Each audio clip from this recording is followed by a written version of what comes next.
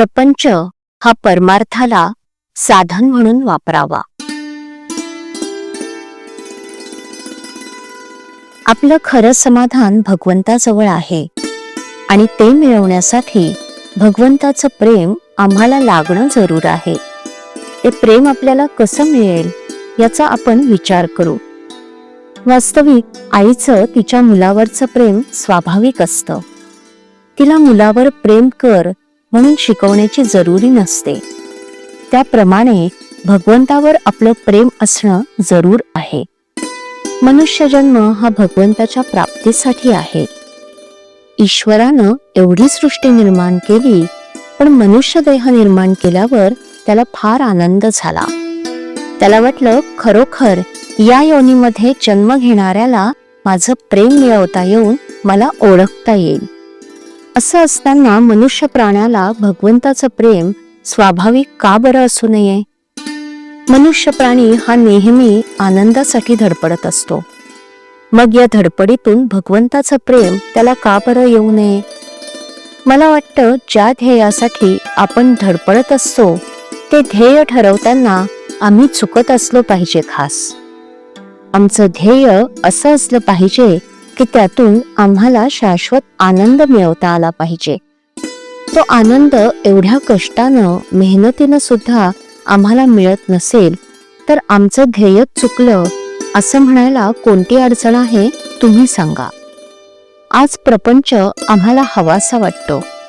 प्रपंचातल्या नाना तऱ्हेच्या गोष्टी आम्हाला सुख देतील असं वाटतं आणि त्या मिळवण्यासाठी आम्ही अहर्निश झटत असतो. वस्तूसाठी चाललेली आमची धडपड ही खरं पाहता त्या वस्तूसाठी नसून त्यातून मला आनंद मिळेल या कल्पनेनं त्या आनंदासाठी आम्हाला ती वस्तू हवी असते. त्या वस्तूत मला समाधान मिळेल ही कल्पना नाहीशी व्हायला पाहिजे. आज प्रपंचात मला समाधान मिळेल असं वाटतं. ती माझी कल्पना नाहीशी होणं जरूर आहे.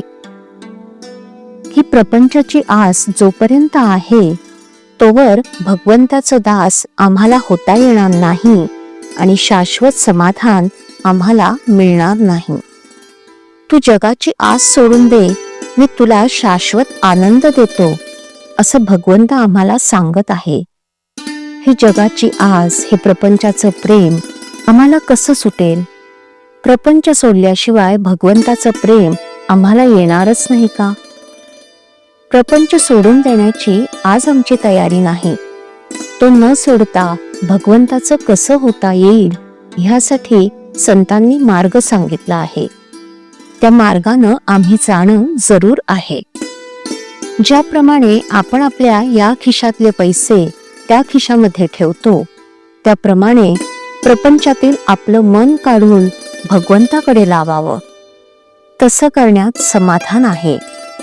भगवंताला अशी प्रार्थना करावी की देवा, प्रारब्धाने आलेले भोग येऊ देत, पण तुझं अनुसंधान मात्र चुकू देऊ नकोस. श्रीराम. श्रीराम जय राम जय जय राम. श्रीराम जय राम जय जय राम.